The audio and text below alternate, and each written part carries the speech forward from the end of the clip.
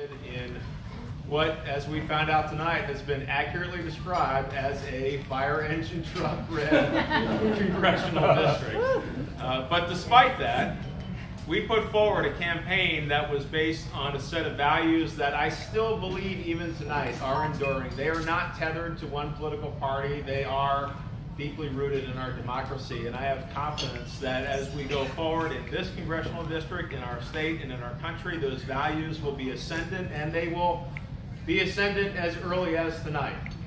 Because tonight, our country and our state will win. We will be sending to Congress people who will be a check on a runaway, reckless president. We will be sending to Tallahassee somebody who will lead us forward into the future of Florida and away from the person who is trying to pull us backward. This campaign was improbable in every sense. You know, Donald Trump won this district by 18.6%, and I'm certain that based on the results so far, tonight's final outcome will be a reflection of the 2016 Trump margin. Nevertheless, we in our campaign offered a different way, in a way that I think is an approach that can work for Democrats in this district and districts like them going forward.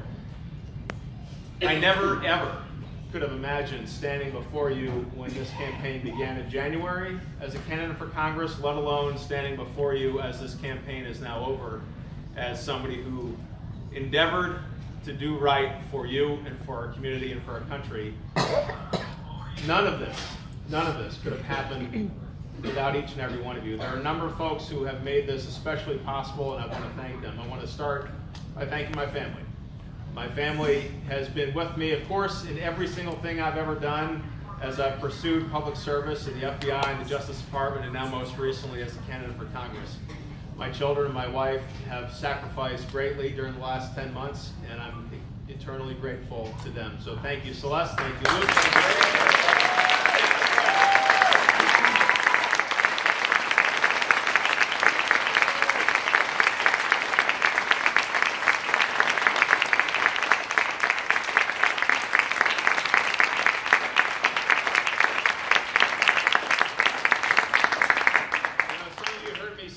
Campaign, something that I'll repeat tonight, and it is true. It's true for my family. It's true for each and every one of you in this room. Our country is in crisis. It has been in crisis ever since November of 2016. We have heard so many alarm bells ringing all throughout the last 20-some months. And as I've said to my kids, and as each and every one of you knows, always and forever, each and every one of you can hold your head high and know in your heart that at a time of crisis in our country, you stood up, you set your jaw square, and you said with quiet purpose, "Send me." That applies to you, because you have delivered to the voters of the 12th Congressional District a level of energy and enthusiasm that I know will show up in the final tally for Governor Gillum and for Senator Nelson. And when we look back on tonight, what we will see is an outcome for our state that reflects your commitment to standing up for what is right in a time of crisis, raising your hand and saying, "Send me." Thank you for doing that, not for me, but for our community, for our state, and for our country. I'm deeply grateful for your patriotism. Thank you for that.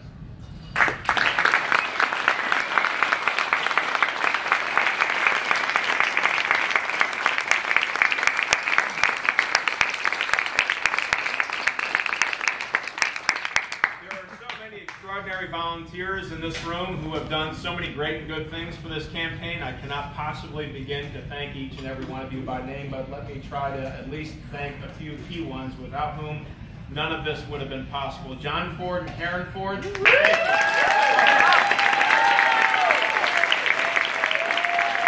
the numbers of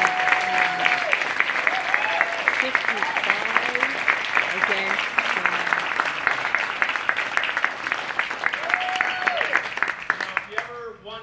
does it look like to put democracy in action? Look at what John and Karen do every single day. They put democracy into action.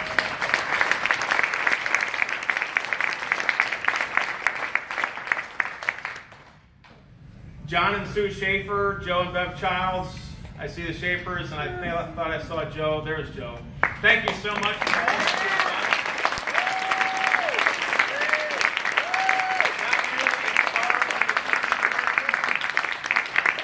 Also getting the good word out. I greatly appreciate that. Rob Sabersky, single-handedly run.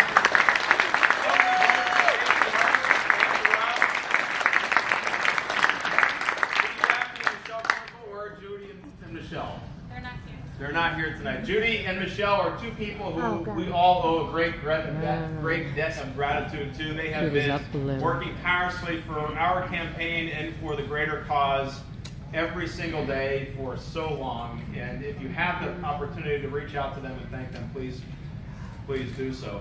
I also want to thank Carolina Saavedra and Katie Bright, our campaign managers.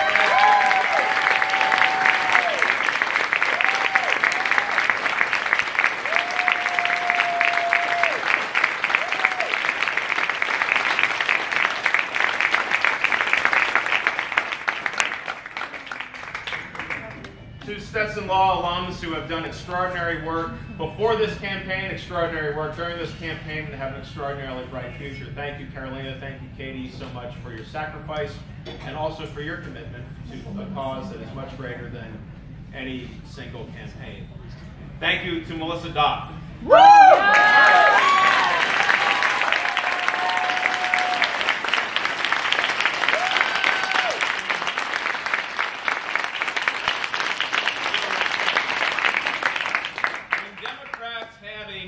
That has to be fulfilled and has to be done. And you might think that that need is not one that can be fulfilled. There is one person you can call and count on to come through, and she has done it time and time again. Time and time again. This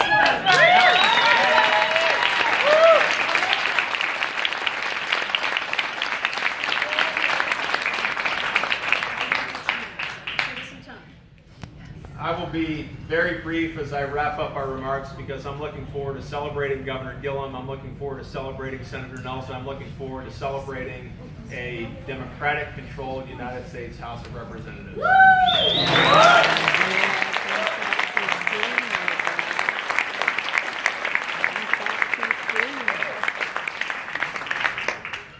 As we go forward from tonight, we do face a continuing crisis, and we still have to do the work of democracy. It doesn't end when the votes are counted and the results are known. It continues, and it'll start tomorrow. We have to continue to do the work of democracy every single day. It is going to be, I fear, a rougher ride in the next 24 months than what we have seen in the first half of this presidency. We have to, as I've said all throughout this campaign, stand steadfast by our democracy. You all have done that, and I would ask that you continue to do that. Thank you so much for your help, thank you for your support, and thank you for your commitment to our country.